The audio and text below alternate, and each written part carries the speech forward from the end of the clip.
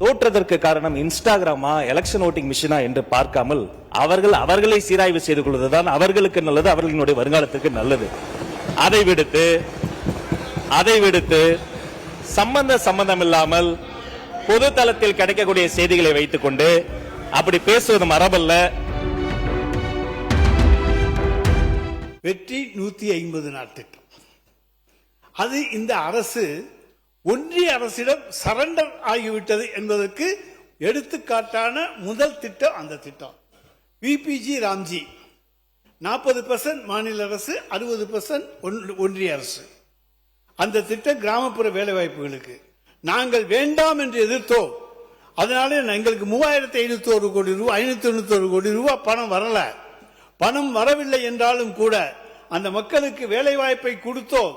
ஆனா எந்த காலத்திலும் நாங்கள் உங்களுக்கு பணிய மாட்டோம் என்று சொல்லிவிட்டு நாங்கள் மகாத்மா காந்தியினுடைய தேசிய ஊரக வேலைவாய்ப்பு திட்டம் தான் வேண்டும் என்று வலியுறுத்தினோம். பிபிஜி ராம்ஜி திட்டத்தை ஏற்றுக்கொள்ளவில்லை.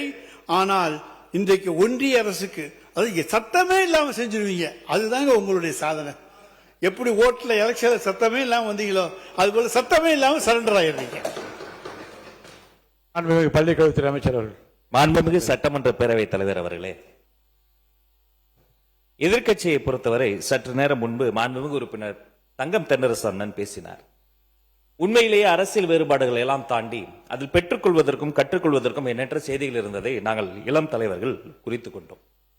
அந்த துணியில் பேசுகிற பொழுது இந்த சட்டமன்றத்தினுடைய மாண்பை பாதுகாக்க, மரபை வழித்தொடர அது வழிவகுக்கும்.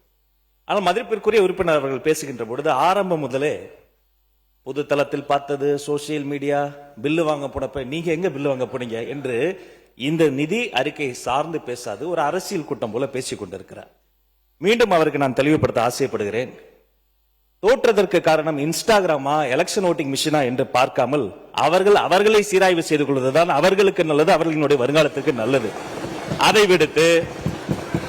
விடுத்து சம்பந்தம் இல்லாமல் பொது தளத்தில் கிடைக்கக்கூடிய செய்திகளை வைத்துக் கொண்டு அப்படி பேசுவது மரபல்ல என்பதை உங்கள் வாயிலாக மாண்புமிகு உறுப்பினருக்கு நான் தெரியாது.